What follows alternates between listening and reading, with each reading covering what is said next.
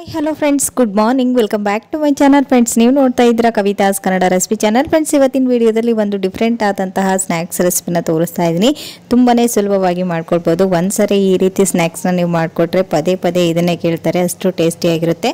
So friends, ಬನ್ನಿ ಹಾಗಾದರೆ ತಡ ಮಾಡ್ದೇನೆ ಈ ಒಂದು ಸ್ನ್ಯಾಕ್ಸ್ ರೆಸಿಪಿನ ಯಾವ ರೀತಿ ಮಾಡೋದು, ಇದಕ್ಕೆ ಬೇಕಾಗೋ ಸಾಮಾನುಗಳು ಯಾವಂತೇಳಿ ನೋಡ್ಕೊಂಬರೋಣ. ಓಕೆನಾ ಫ್ರೆಂಡ್ಸ್, ಇಲ್ಲಿ ಮೊದಲೇದಾಗಿ ನಾನು ಒಂದು ಮಿಕ್ಸಿಂಗ್ ಬೌಲ್ನ ತೊಗೊಂಡಿದ್ದೀನಿ. ಇದಕ್ಕೆ ನಾನಿಲ್ಲಿ 1 ಕಪ್ನಷ್ಟು ಕಡಲೆ ಹಿಟ್ಟನ್ನು ಹಾಕೊಳ್ತಾ ಇದ್ದೀನಿ. ನಾವು ಬಜ್ಜಿ ಬೋಂಡ ಮಾಡ್ತೀವಲ್ವಾ, ಆ ಕಡಲೆ ಹಿಟ್ಟನ್ನು ಹಾಕೊಳ್ತಾ ಇದ್ದೀನಿ.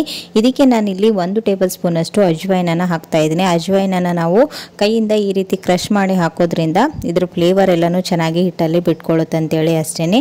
ಇವಾಗ ಇದಕ್ಕೆ ರುಚಿಗೆ ತಕ್ಕಷ್ಟು ಉಪ್ಪು, ಹಾಗೆಯೇ ಅರ್ಧ ಟೇಬಲ್ ಸ್ಪೂನಷ್ಟು ಅಚ್ಕಾರದ ಪುಡಿನ ಸೇರಿಸ್ಕೊಳ್ತಾ ಇದ್ದೀನಿ.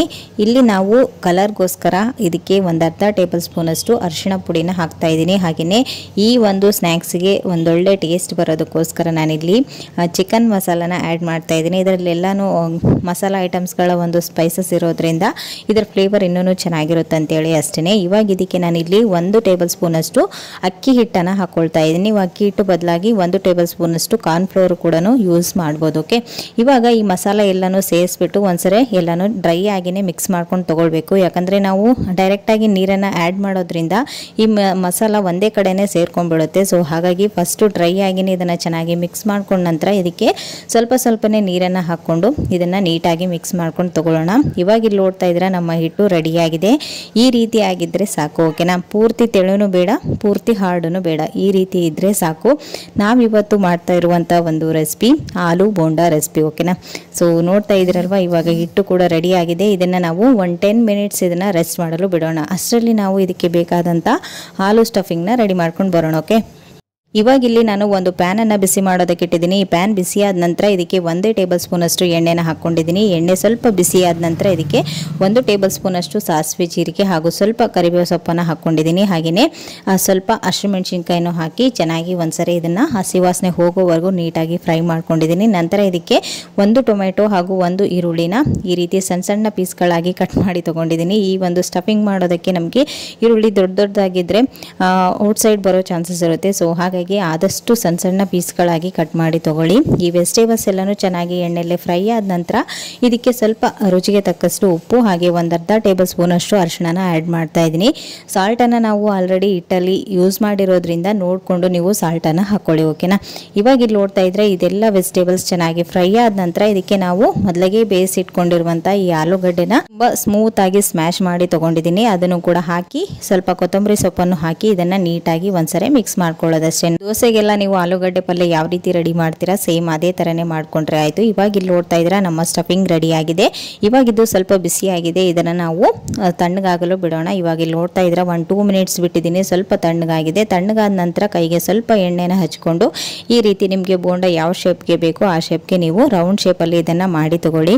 ಆಲೂಗಡ್ಡೆ ಪಲ್ಯ ಮಾಡುವಾಗ ನೀವು ಎಣ್ಣೆನ ಜಾಸ್ತಿ ಹಾಕೋದಕ್ಕೆ ಹೋಗಬೇಡಿ, ಹಾಕಿದರೆ ಸ್ಟಫಿಂಗ್ ಹಾಳಾಗ್ಬಿಡುತ್ತೆ ನಿಮಗೆ. ಸೊ ಒಂದು ವೇಳೆ ಆಯಿಲ್ ಜಾಸ್ತಿ ಆಗಿದೆ ಅಂತಂದರೆ ನೀವು ಪುಟಾಣಿನ ಗ್ರೈಂಡ್ ಮಾಡಿಬಿಟ್ಟು ಆ ಪೌಡರನ್ನು ಮಿಕ್ಸ್ ಮಾಡ್ಕೊಳ್ಳೋದ್ರಿಂದ ಈ ಒಂದು ಸ್ಟಫಿಂಗ್ ಸ್ವಲ್ಪ ಗಟ್ಟಿ ಹದಕ್ಕೆ ಬರುತ್ತೆ. ಓಕೆನಾ, ಇವಾಗ ಇಲ್ಲಿ ನೋಡ್ತಾ ಇದ್ರೆ ಈ ರೀತಿ ಆಲೂಗಡ್ಡೆ ಸ್ಟಫಿಂಗ್ ರೌಂಡ್ ಶೇಪಲ್ಲಿ ಮಾಡಿ ಇಟ್ಕೊಂಡಿದ್ದೀನಿ. ಈ ರೀತಿ ಮಾಡೋದ್ರಿಂದ ಬೇಗನೆ ನಾವು ಎಣ್ಣೆ ಕಾದಿರುತ್ತಲ್ವಾ ಬೋಂಡನ ಫ್ರೈ ಮಾಡ್ಕೊಳ್ಬೋದು ಅಂತೇಳಿ ಅಷ್ಟೇ. ನೀವು ಆವಾಗ ಬೇಕಾದರೂ ಇನ್ಸ್ಟೆಂಟಾಗಿ ಮಾಡ್ಕೊಳ್ಬೋದು.